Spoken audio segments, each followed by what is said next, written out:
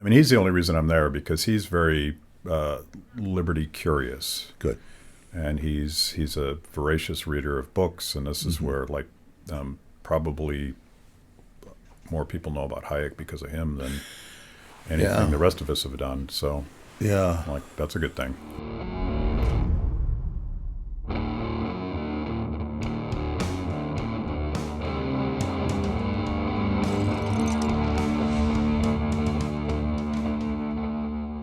Father Sirico, welcome to the Death Star, Washington, D.C. It's so good to be here. Are you nervous every time you get near the Capitol like this? I break out in hives. I have this allergic reaction to bureaucracy. Yeah. So I don't know why I live here, but it's just a thing. Well, we need missionaries everywhere.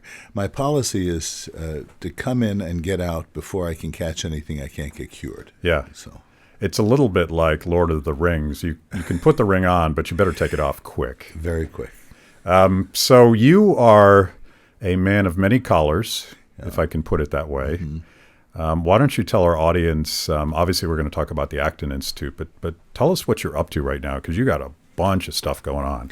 Well, I think like everybody else in the world, and particularly in our liberty movement, is we're trying to pivot to communicate the message now through other vehicles. And that has really opened a whole new area of potential and creativity. You have to think outside of time and space, in a sense. Our work is international. So when we do a conference, we have to think time zones as well. And then the whole thing this is back in maybe February when we began realizing we needed to shift some of our programming, because we have a huge program every year, 1,000 people in Grand Rapids from all over the world. We knew we'd have to shift. And then the whole notion of synchronicity and asynchronicity, this was a new word for me, asynchronicity, and how to present that message, and the fact that the conference isn't just a 4-day conference anymore, it's ongoing. People can go on our website and dive in. The live portions of it obviously aren't there, but so that's what we're doing. I'm learning a lot about the opportunities here, but also the challenges present themselves in new forms. I mean, the response to the coronavirus, the crisis, to allude to Higgs's book, Robert Higgs's book, Crisis and Leviathan, has presented new opportunities for the Leviathan, and new assumptions, on the part of the state, and new acquiescence on the part of the citizenry to capitulate. It's to me, it's shocking as someone that believes that there's something about liberty in our hearts, like everybody's got that in us, but the poison, if you will, is fear. And the government has very ably, not just the government, I call it, much like there's a poverty industrial complex, I think there's a pandemic industrial complex. There's a network of government agencies and NGOs and even private healthcare and pharmaceutical companies. Well, but they're all swirling around the government, right? The licensing or the funding or all of that really kind of concentrates in the state, ultimately. Yeah. It's not just competition among drug companies. It's bidding for licensing and copyrights and things like that. Yeah, that cronyism, it's just a natural state of every good thing we try to do, and certainly finding a solution to a pandemic is a good thing that we need to do. Yeah. but it strikes me that they need a crisis even if there isn't one. Yeah. And I worry about this, and I've seen you cite Robert Higgs before, but I worry that we don't get any of our liberty back after they stop helping us. Or a little bit of it. I suppose some of the things that we need to emphasize in the midst of this whole thing is the way in which the first response was, in some instances, was to repeal regulations.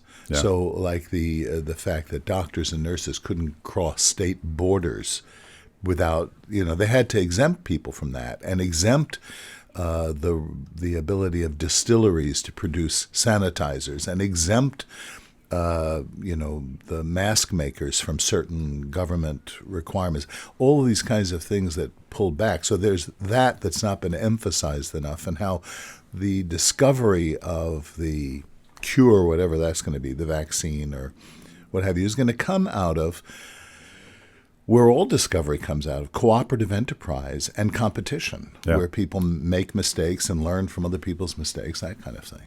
I was being the dork that I am very early on in the pandemic and the lockdowns. I immediately started thinking about Frederick Hayek and his whole understanding, and I've seen you speak about this as well, his whole understanding of the spontaneous order, right, and the process by which people figure out the radically uncertain and unknowable future. And I'm like, if we don't know anything about this pandemic, why would we centralize everything right now? Right. The pretense to knowledge. Yeah. And that's really what they're saying, except when you scratch the surface, you realize, well, we really don't know. I mean, this is really taken us all by surprise, and this is not just the flu, but on the other hand, some people experience it just like the flu. And it's that pretense to knowledge that the state always acts and asserts itself and doesn't allow for alternative solutions, especially solutions on the more local levels. It's very dangerous that they pretend to know a lot more than they do right now. Yeah. But deadly, you might say. Yes. So I'm obsessed about this because we've all been locked down for too long, and I worry about the human consequences of that. Yes, yes.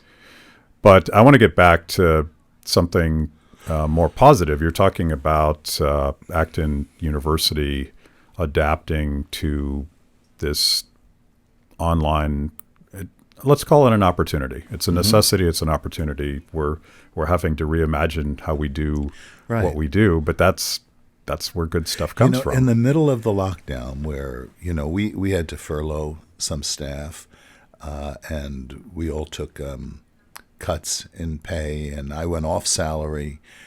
In the midst of all of this, we began planning, and I just felt this surge of energy and creativity, not just myself, but on the part of our staff. We can do this thing. We've got this.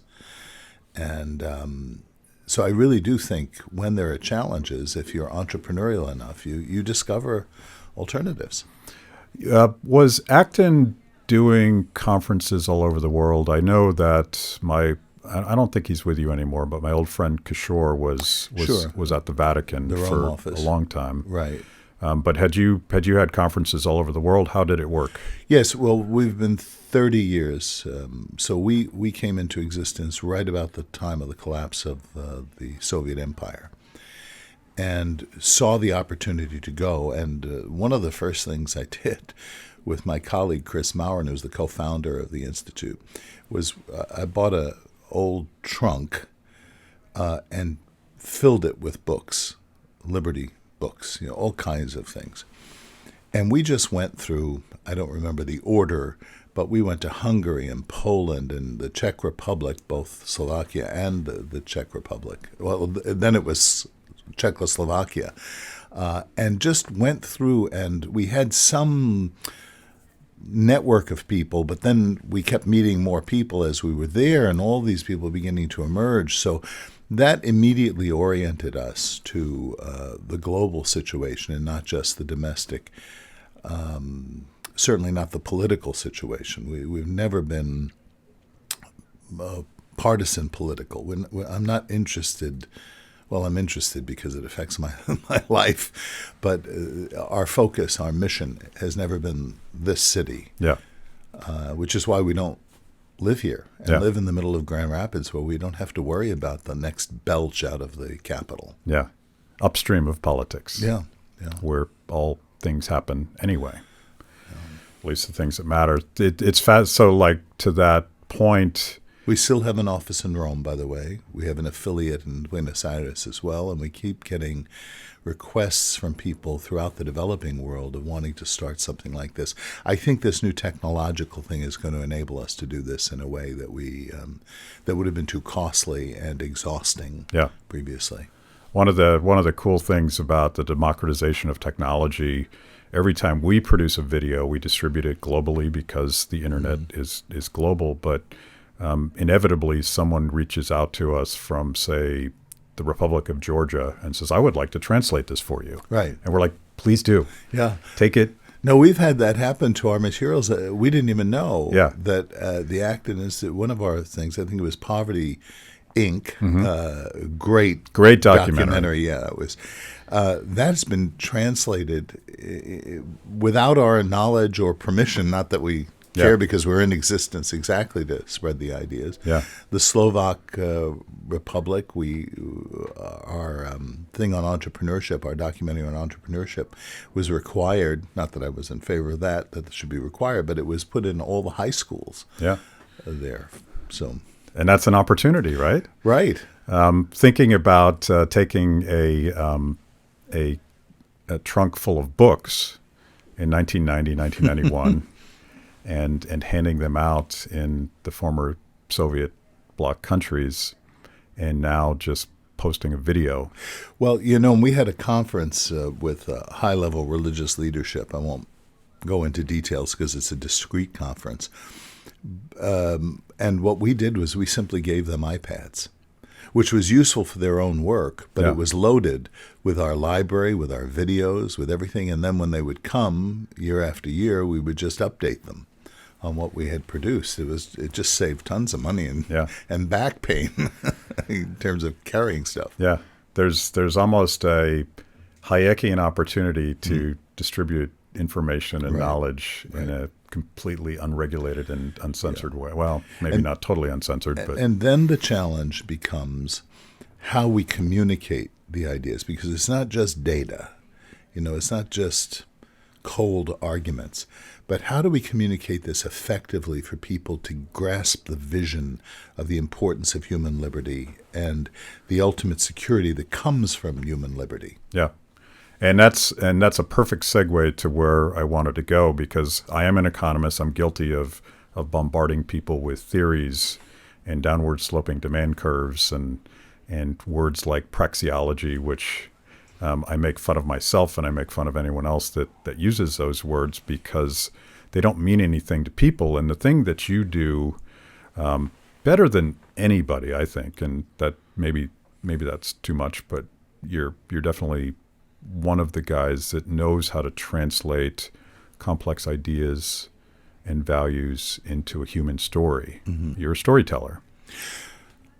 I've read the Gospels, the parables, and I'm a homilist.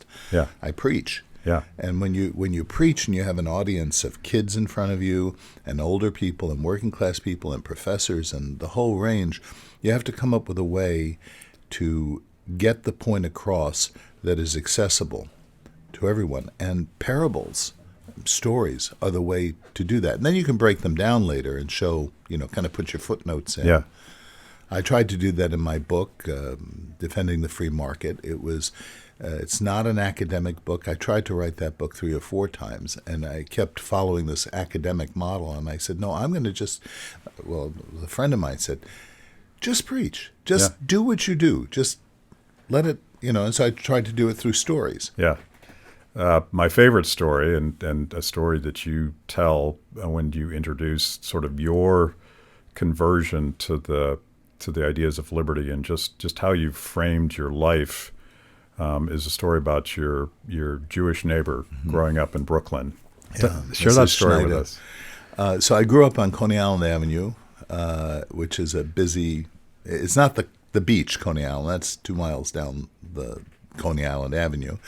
And we were in a little apartment, probably as big as this studio. I'm sure I'm remembering it as being much bigger, but I think in reality it was probably as big as this. And we had, in the kitchen, it looked out into another apartment, which was identical to ours. And from my kitchen window, I could see Mrs. Schneider making some rucola, a kind of Eastern European pastry. It's just delicious. And as she was doing this on a spring day and rolling the thing and putting the cinnamon and the raisins and the nuts and everything out and then putting it in her Wedgwood oven, I just became mesmerized watching her do this. And she's wearing a short-sleeve 1950s dress, and she was in and out of the Wedgwood oven. And she never said a word to me until the very end, at which point she looked up. She saw me kind of peeking over my windowsill, and she said, "You'll come, I'll give you to eat." And so I scampered across. It was kind of an air vent area where you could go across, or you go up really to the roof, which was what it was for.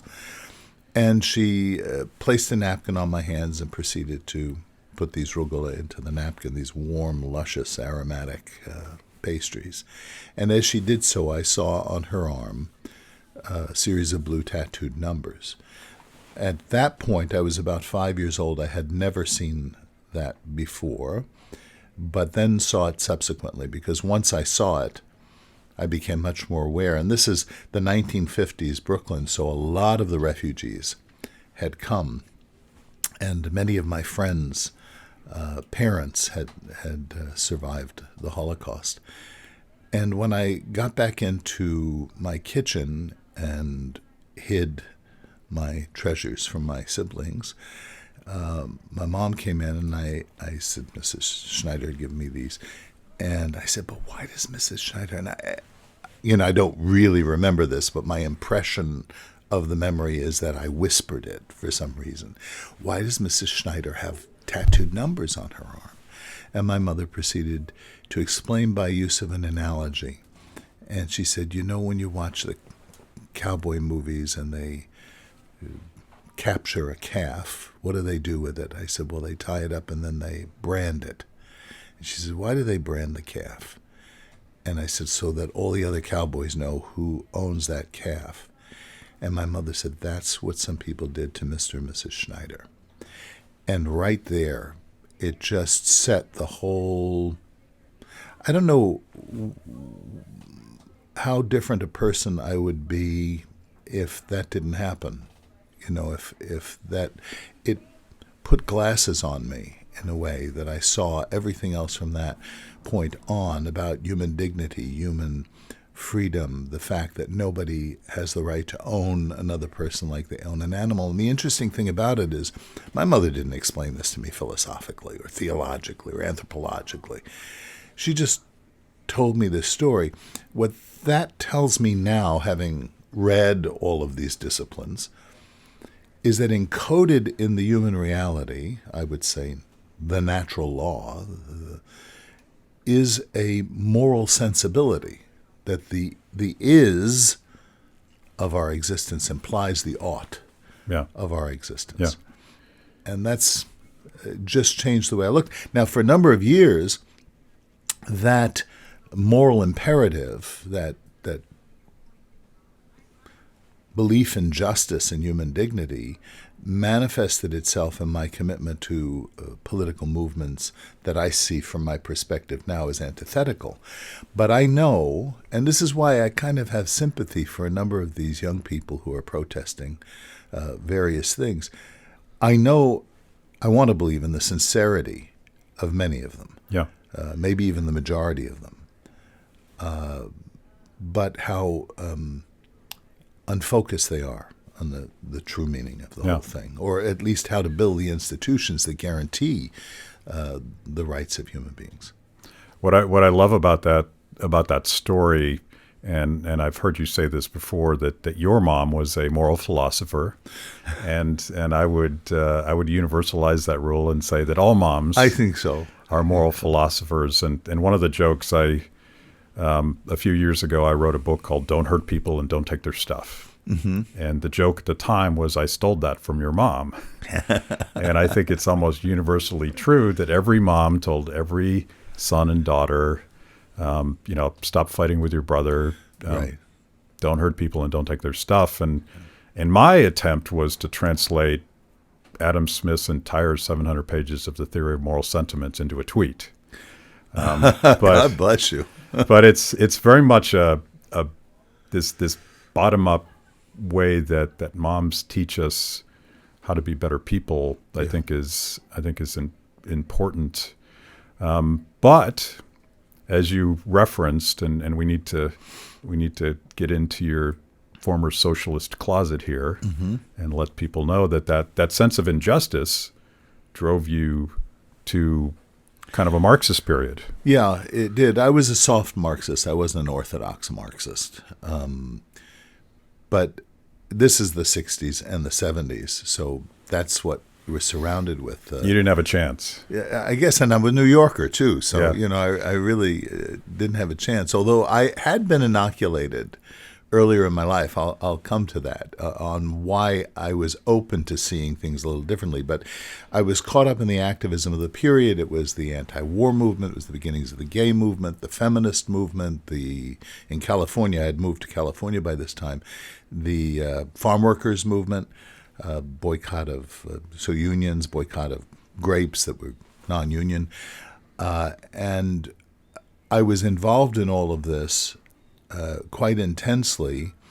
And I remember once, and the reason I say I was a soft Marxist, because I had real Marxist friends. I mean, disciplined Trotskyites and the like. And I remember one day we were sitting around after some demonstrations, and we were talking about when the revolution comes, what we're going to have, what are we going to see. And everybody had talked about equality and justice and liberty and all this. And I said, when the revolution comes, we'll all shop at Gucci's. And everything stood still in the room, including the smoke, and I won't say what kind of smoke it was. And my friend... We know what kind of smoke it was. My friend, who was sitting next to me, she was a Trotskyite, a serious Trotskyite, turned to me and she said, Gucci's? And I said, it's a metaphor. We're all working for a world where we can have access to quality goods and services just like the rich. She said, Gucci? And she said, I don't think you're a socialist. You're so bourgeois. And I realized at that moment that nothing is so uncomfortable than having somebody tell you something they know about you that you don't yet know about yourself. Yeah. And she saw right through. And a while after that, somebody gave me some books to read on economics, not on religion, but just on economics. Hayek and Bastiat and Mises and Friedman and the like.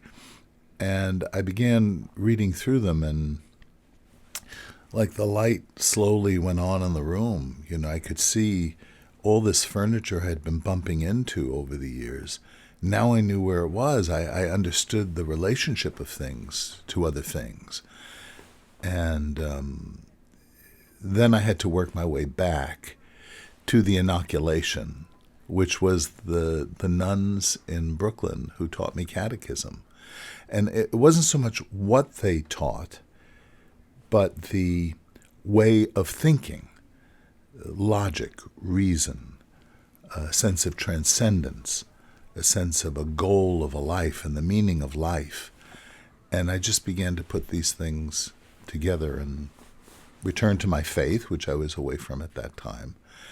Then had this call to the priesthood.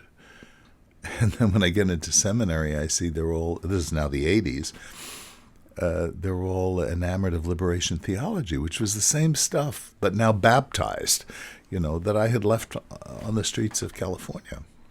What was there a particular book that where you felt like the light went on?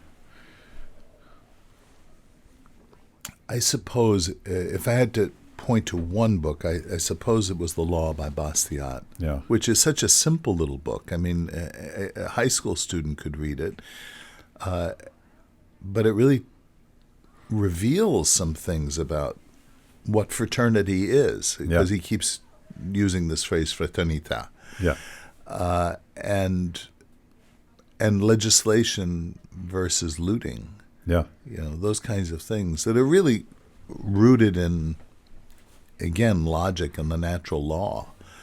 And that just, as I say, it opened up a whole new way of conceiving social order. Yeah. I hear a lot of Bastiat in the story that you tell, and simplify everything down. We basically have two choices when it comes to how we organize society. We can cooperate, or we can use force to take other people's stuff. Right. And that seems right out of Bastiat. Yeah. No, it really is. And it's right out of human reality, isn't it? Yeah.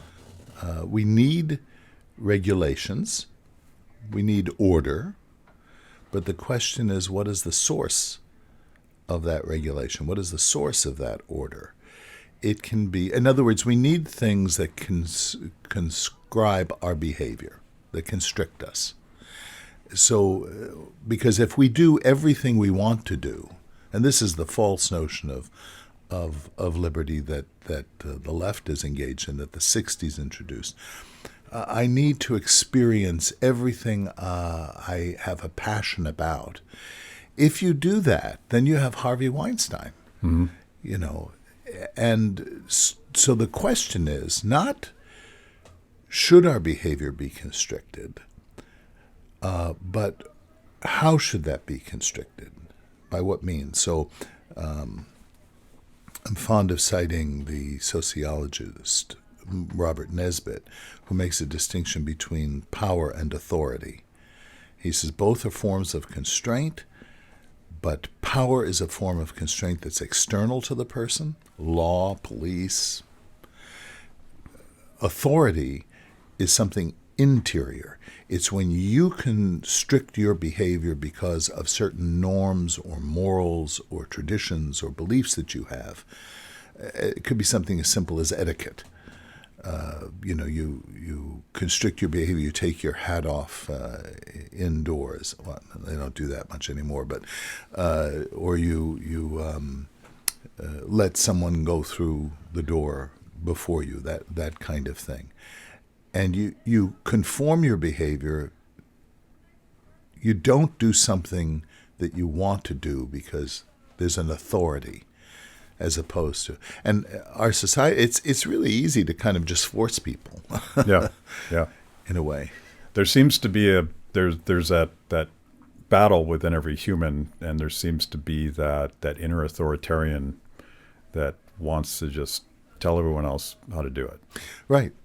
And I'm thinking about a recent guest on our show, Nobel laureate Vernon Smith. Yes. He. A great man.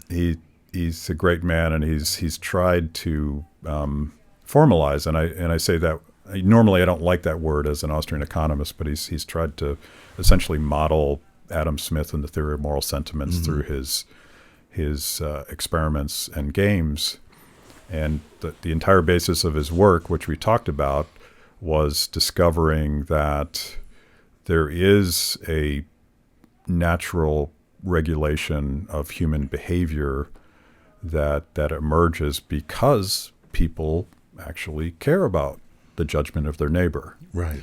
And that may be more Hayek than Nesbitt, but it gets at that the difference between government, which is telling people what to do, and governance. Exactly. And I think you're right. The libertarians sort of lean into the caricature. But there's this beautiful story to tell about how free people do sort of figure out rules of conduct. And well, if I may introduce another parable. I saw that coming. Well, it was in Brooklyn we play stickball. Yeah. At least we did when we were kids. And it's baseball, but resituated for narrow streets. And we used to just, 14, 15 kids playing it or watching the game, and we'd make a cacophony, on the street and yelling at one another and stuff. And the lady, another Jewish neighbor, would come out. This is in a different location in Brooklyn where I lived because we had a street we could play on. Would come out and watch us play, And if we got a little too exuberant or used some expletives and stuff, all she had to do was call one of our names, and it calmed the whole thing. Now, if you went to that neighborhood, I suppose, in Brooklyn now, and you had 14 kids jazzing it up or whatever, nobody's going to come out on the porch and call your name because you might get shot. And in order to bring that whole thing into order, you'd have to have several squad cars. Yeah. That's the point about governance and government. Yeah. We could be governed by this little Jewish lady who's a little nosy, and intruding herself. And also the whole rules of the game. You'd always try and get away with something, but other people watching you or Uncle Vinny on the porch seeing, that's not the way we play this game. And cooperation, because if you don't have the rules, you don't have the game. Yeah. So those are needed things, but it's come to the point now we have to have policemen governing our streets rather than neighbors. I definitely want to get back to the so-called democratic socialism that young people are flirting with, particularly given your own dalliance with socialism as a young man. But Right. You point to something that I have to bring up. The Acton Institute is downtown Grand Rapids. Yeah. And during the riots after the killing of George Floyd, you were right in the middle of that. Yeah. We're just adjacent to the police station. So when the marchers came down to protest at the police station, they kept going up the street and hit. There's a clothing store on one corner they looted, and then we have a kind of Mexican restaurant right across from our parking lot, and they busted the windows. And they tried to do that with us. We have bulletproof windows, which we put in intentionally because we thought years ago when we were doing this that we could be the target of people. So the planters they threw at the windows bounced back. Yeah. Thank goodness. But you know what happened the next day in Grand Rapids is very interesting. The next day was a Sunday morning, and I went to that area. There were 3 or 4 police cars burned on the street just down from us. And I drove through that whole area, and what I saw stunned me. There were all these people out cleaning up. I don't know how they knew. I think on Facebook, church groups, people brought coffee, they brought pizza, they brought buns. They were scrubbing the thing, wiping down the graffiti, bordering up the stores, and it was just a spontaneous response to this on the part of the people in Grand Rapids who said, this doesn't represent our culture and our community. And I think for a lot of the people who were protesting George Floyd's death, which needed to be protested, and all of these kinds of actions against African Americans in particular in this country, we have a history of this. Anyone who says, no, everything, that's just not true. I mean, I know, if you know black people, a particularly black guy trying to get a cab on the street, for most of those people, they were reacting to what I reacted in seeing Mrs. Schneider's tattoos. Yeah. The problem is you have some people around that, and it doesn't take a lot to throw the first brick, and then everybody is in chaos. Yeah. Your neighbor's tattoos and the killing of George Floyd should be a teachable moment about the horrible abuses of unchecked government power. Right. I don't know that that's what's happening with, tragically, I don't know that that's what's happening with the protesters, Black Lives Matter, all of this. I'm afraid that the violence is actually empowering the same forces that led to that crisis in the first place. Yeah, I think what's happening now is they are formalizing and ideologizing, if that's a word. It is now. The response to the the injustice against people, and unfortunately they're taking a page out of the handbook of their oppressors. Yeah. They're going to just do, and history is replete with examples of this kind of thing, rebelling against the monarchy in France because of its injustice, and then creating a terror that was every bit as bad or worse than. Yeah. I always I see professionals who have very much said that they're sort of explicitly Marxist. And yes.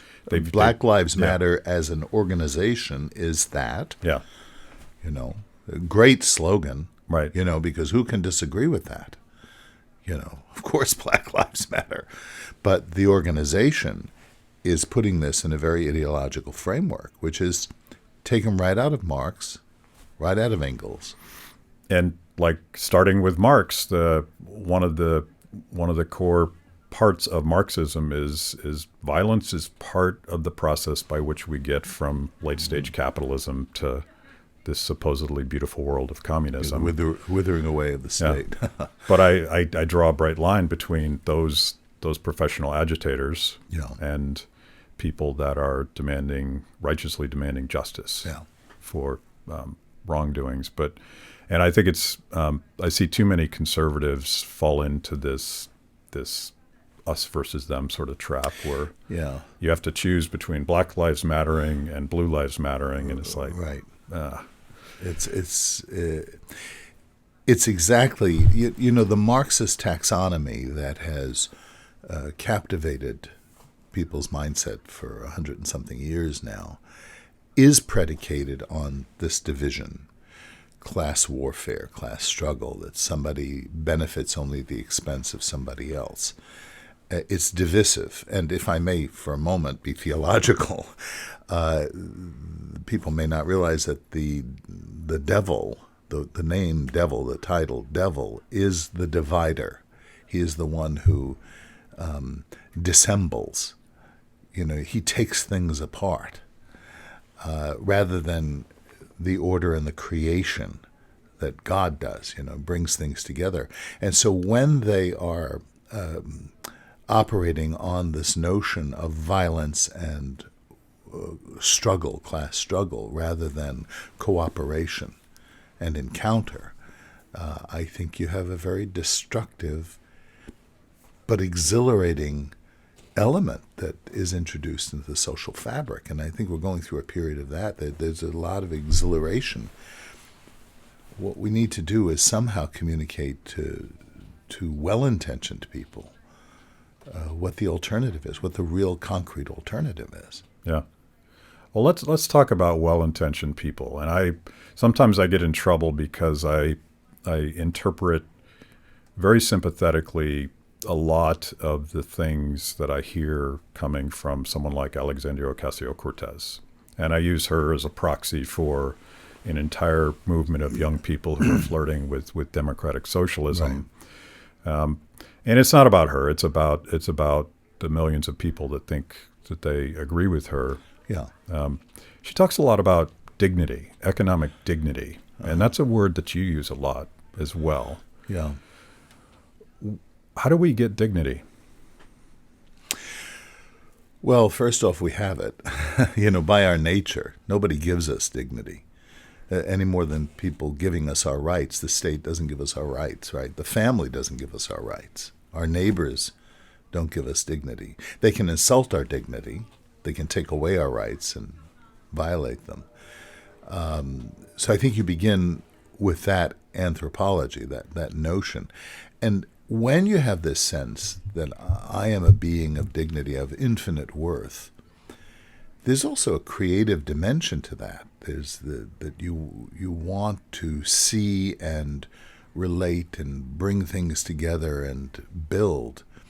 I think all of that are the kind of the rudiments of the free society, of the creative society, of what later on, somebody like Hayek will talk about in terms of the discovery process, entrepreneurship, and all the rest of it.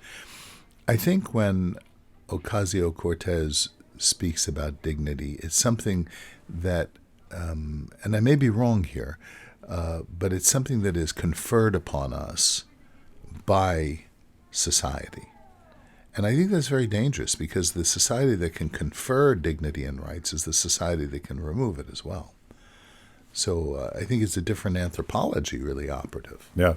She seems to believe, and she talks, and she is prone to saying things that I would find outrageous as someone that understands how markets work, but she thinks she's exuberant. She doesn't think very deeply about this, but her intentions seem to want to help people.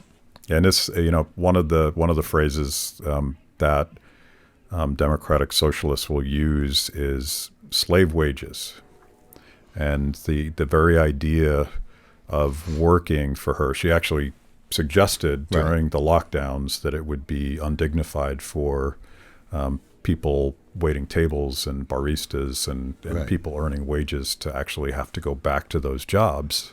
And I'm like, of course, I'm wondering to myself, well, where are they going to go? Right. But obviously she wants the government to pick up that responsibility, and seems to think that you can legislate dignity. You could pass a bill. Exactly. You could pass a universal basic income that would give people dignity. Right. And I think that's more scary, I think, than the other consequences of central planning, because I feel like the dignity in each one of us, and I'm going to test this theory on you because you can correct me. We have to work for that. We have to struggle a little bit. We have to take responsibility. Yeah. We have to sweat a little bit. Right. To me, that's where that fulfillment in life comes from, and I don't think she gets that at all. Yeah, as though you could package it, and as though it's just a material thing. It's just the size of the paycheck, or the physical things that you accumulate. I mean, in a way, it's as materialistic as the stereotype of the rich capitalist who wants to collect baubles. It doesn't look at the person and the things that are necessary for human betterment and for human flourishing in the full sense of that word. That a person can have dignity doing things that might otherwise be seen as reprehensible. There's a story about Mother Teresa. She was being interviewed by a well-coiffed journalist who came to, and Mother Teresa said, well, we can do the interview, but first I have to do some work. And so she's kneeling by the bedside of this guy who's dying, and she's cleaning pus from his wounds. And she tells the woman, hold the bucket. And the woman is there holding the bucket, and she's cleaning, and they're done, and they walk over to this sink, and Mother Teresa's washing up. And the journalist just looked at her, and she said, I wouldn't do that for $1 million. And Mother Teresa said, neither would I. It really calls us to think this man had dignity in his circumstance. Yeah. And it is, as you say, it's the struggle is part of, that's even physically, it's working, physically exercising. It's unpleasant. It seems like it's destructive, and in a way it is, but then it builds back muscle, this kind of thing. And even psychologically, the acceptance of reality about ourselves is a very uncomfortable thing to undergo.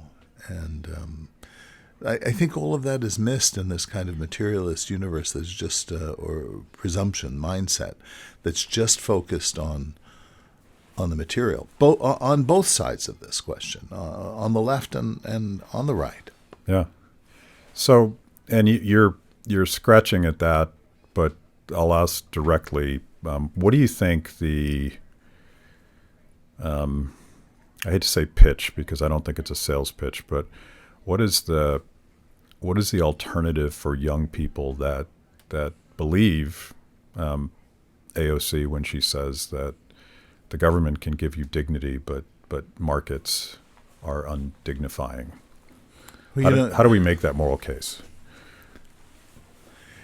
another one of the phrases that the left uses, that I've thought is just so obvious, that the way in which they want to go about achieving this is not through the state, but the phrase they use is, we want people to have self-determination. We want people to determine what they want to do in life. And if that is not liberty, I don't know what liberty is. You're not going to get self-determination by being told where you can work, what you can do, how you can dress in a given circumstance, and all of these. The regulatory society, the society gives us licensure to do all of these things. If they could come to see that there's a moral imperative that we do have the right to self-determination, and part of that self-determination, when allowed to play itself out, becomes cooperation with other people, precisely to achieve the flourishing that we need, because we can't do it alone. We're not atomistic individualists. That's true. We are social beings. That's the reality of who we are. But there's this tension between communist man and Ayn Rand's radical individualist. And it's to recognize that we are social beings who need other people for our betterment. And the best way to achieve that is to encounter them rather than just to see it as a conflict. Yeah. I'm thinking back to the documentary you referenced, Poverty, Inc., Yeah. and the supposed good intentions of this massive global infrastructure Yeah. of do-gooders that really want to tell other people how to live their lives. Right. And underlying that entire documentary is that we need to free people up so that they can live that self-determined, dignified life. Right. You may have actually used those words in that documentary. I don't remember. Probably a few times. The philosophical way of expressing it is to say that the person has to be his own subject. He can't just be the object of other people's pity or charity, or that the way in which this needs to happen is that people need to take their freedom to build up society. Yeah. So I have to ask, your gateway was Frederick Bastiat, the law. Among others, yeah. My gateway, which I've said 1,000 times, was a Rush album called 2112, which is dedicated to the genius of Ayn Rand. Oh, yes. Yeah, I think I did hear that. Yeah. And it's actually the entire first side of that album is basically lifted directly from the little novelette Anthem. That's right. Yeah. Yes. So Anthem was, and I sort of stumbled across these things because back then you couldn't Google it or anything else. Is there, and I know you've talked about this, is there common ground between people that are sort of enthused by that Ayn Rand individualism and your perspective as a man of faith? Yes. I wrote an article on this some years ago. It was called "Who Really Is John Galt?" Make very clear that Rand was an evangelical atheist, and I think in many respects a rather unhappy person. But boy, could she tell a story, and the story that she's telling, in the broad sense, at least through the lens of Atlas Shrugged, is the story of redemption, the search for that one great perfect man who will accumulate around him a faithful bride or associates, who will come to the world and be hated by the world, and even to the point of being persecuted and have 5 wounds imposed upon his body. And even in the process of that, the persecutors can't do it, and they need his help to do it. They need, in a way, his knowledge of how things work to do it. And then for that perfect man to take his flock out from the system as it's collapsing and pronounce a benediction over it at the end. This is all Rand, but this is all the gospel. Yeah. And I think what she does, St. Augustine has a phrase. In a lot of St. Augustine's theology is to say that we know God here and work out. This is why he speaks. He speaks about the beauty ever ancient, ever new. Ever ancient, ever new. I'm discovering this as I'm moving toward you, but I was looking in all the wrong places. And one way of saying that is that for St. Augustine, that even the man knocking at the brothel door is seeking God. He's seeking eternity. He's seeking the good. He's looking in the wrong place. And I think that's the thing with Rand. And I've been criticized for saying that as a priest. How can you say anything good about Rand? No, I think she was, I think her philosophy is inadequate. It is, but it's very derivative in a lot of respects. She's pulling some Aristotle, and I think the iconography of the Russia that she grew up in is apparent in her works, but I think she was oblivious to it. So that might be. And then, of course, the whole thing about human dignity. I think that human beings are more than individual. I think we are individual, but I think we're also social. And I think human creativity is something to be praised, which you see in the Gospels. In the story of the talents, the man who produces more, So I think there are points of contact for the strict Orthodox Randian, maybe not, because, it just is kind of as narrow as a sectarian Christian can be. I think of two things, and then I've had some of my progressive friends on the show who would use the caricature, and I think Pope Francis probably agrees with this caricature or employs it, that you have this atomistic Randian character. But when I look at her characters, I don't actually see that. I see people that view individualism as a responsibility. And I also see a young girl who watched her family be destroyed by Bolshevism. So and the whole society. Yeah, there's a lot of rage against the machine going on she's there. A very angry woman in that regard. And I have a lot of theories about Rand. I think she had some, especially in We the Living, you see the trauma of this woman.